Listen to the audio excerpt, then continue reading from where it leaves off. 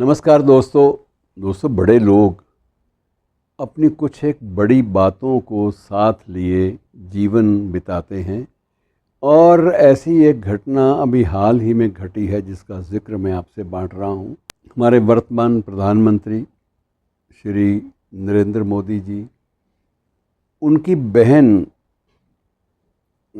वासंती Ben, छोटी बहन हैं, वो हाल ही में तीर्थ यात्रा पर निकली। और तीर्थ यात्रा पर निकली तो वो उत्तराखंड में नीलकंठ, आपके नाम सुना होगा आपने। तो नीलकंठ क्षेत्र में जब जाने के लिए आगे बढ़ी तो उनको पता चला कि यहीं एक और भी ऐसी है आदर्श महिला जो चाय की दुकान चलाती है। तो वो उत्सुकतावश वहाँ पर रुक गई। और रुकी तो दोनों बहनें, सगी बहनें नहीं हैं, लेकिन दोनों स्त्रियों ने एक दूसरे का बाकायदा स्नेहवश आलिंगनबद्ध होकर प्रेम जताया, परस्पर स्नेह जताया। और श्रीमती वासंती बेन के बारे में बता दूं आपको कि प्रधानमंत्री की बहन हैं छोटी, और विसनगर में, वहाँ गुजरात में ही रहती हैं अपने पति के साथ। और मन में आया कि अब उम्र का वो मोड़ है, उम्र का ये पड़ाव है जब तीर्थ यात्रा कर लेनी चाहिए। पति साथ ही गए थे। रास्ते में जब रुकी एक स्थान पर नीलकंठ के मार्ग पर, तो वहाँ पर किसी ने बताया कि ये जो दुकान है चाय वाली, ये एक महिला चलाती है। और जब आप मिलेंगी इससे तो आपको भीतर तक अतिरेक, एक हर्ष और एक संतुष्टि मिलेगी, क्योंकि ये स्त्री जो चाय चला रही है, स्वयं चाय बनाकर अपने ग्राहकों को देती है, यात्रियों को देती है बाकायदा। और उनसे जो भी निश्चित दरें हैं उनके मुताबिक वो पैसा लेने से भी इनकार नहीं करती। और ये जो महिला है, ये कौन है, ये भी उत्सुकतावश आप भी जानना चाहेंगे। और मुझे भी बड़ा अच्छा लगता है आपसे जानकारी बांटते हुए कि वो हैं श्रीमती शशि देवी।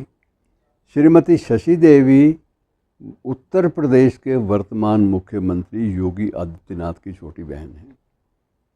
और वो अभी तक चाय का वही अपना स्टॉल उन्होंने नहीं छोड़ा जो आज भी विद्यमान है। और वहाँ पर सिर्फ वो पूजा की सामग्री, जो लोग रास्ते में नीलकंठ भगवान जाते हुए थोड़ा सा प्रसाद की सामग्री लेना चाहते हैं, या चाय पी के सुस्ताना चाहते हैं, या साधारण जो भी चाय की दुकानों पर ऐसी जगह पे जो भी साधारण बिस्किट वगैरह होते हैं वो खाकर थोड़ी सी ऊर्जा लेकर आगे बढ़ते हैं।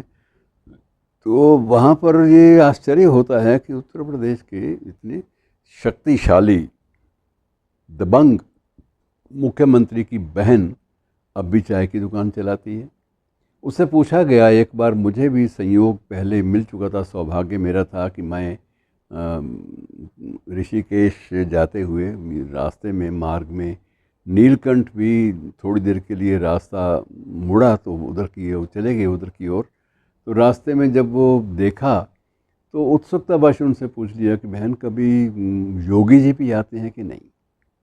उसने बड़ा सहज भाव से उत्तर दिया शशि देवी ने कि कभी इधर आएँ तो चले आते हैं, लेकिन उन्होंने जो सन्यास का जो व्रत लिया हुआ है, उस सन्यास के बाद, संन्यास्त होने के बाद, वैराग्य लेने के बाद, वो पारिवारिक जो संबंध हैं उनसे एक दूरी बनाकर रखनी होती है। और वो उसका, उस आध्यात्मिक अनुशीलन का, उस धार्मिक जो अनुष्ठान हैं उनके मुताबिक जो तय किए गए नियम हैं उनका कड़ाई से पालन करते हैं। लेकिन कभी कभी अगर वो रक्षाबंधन के आसपास कहीं आए हों तो संयोगवश चले आते हैं सरसरी भाव से। तब ये नहीं होता कि ताम झाम हो या वहाँ भीड़ इकट्ठी हो, आते हैं और स्नेहवश राखी का एक धागा बंधवा कर, और बदले में क्या उसकी मुट्ठी में, बहन की मुट्ठी में थोड़ा बहुत रख जाते हैं, ये पता नहीं है। और उसके बाद बड़े स्नेहवश उसके सिर पे हाथ फेरते हुए और निकल जाते हैं। मतलब ये लोग, सिर्फ मैं जो कहना चाहता हूँ कि ये लोग ऐसे संबंधों की सादगी को तमाशा भी नहीं बनाते, उसका बहुत ज़्यादा मीडिया में प्रचार तंत्र का हिस्सा बनाकर डोंडी पीटना वो भी उनको अच्छा नहीं लगता। और सीधी सी बात है कि एक संबंध है जो देश की सेवा में अर्पित होने के बाद जो छूट गए। अभी भी आप अंदाज़ा लगाइए कि मोदी जी के परिवार का, उनका भाई भी है उनके परिवार में, बाकी संबंधी भाई के बेटे भी हैं, संतानें हैं, लेकिन किसी भी परिवारजन से, परिजन से कभी भी नज़दीकी उन्होंने नहीं बना कर रखी। और कभी चर्चा में भी उनका कोई परिजन जो है उस ढंग से नहीं आता। माँ के साथ स्नेह था, कोई ऐसा चर्चा कभी नहीं होती कि वो अ, उनकी पद की जो प्रतिष्ठा है उसका कोई लाभ उठाने का प्रयास करें। ये उनका होता है कि बचा जाए इन बातों से। और जब सिर्फ उनको एकमात्र जो स्नेह था अपनी माँ से ज़रूर था। और माँ से मिलने के लिए वर्ष में एक बार अपने जन्मदिन पर ज़रूर जाया करते थे और माँ के हाथ से एक कौर भोजन का लेकर ही आगे प्रस्थान करते थे। ये उनका एक नियम बना हुआ था।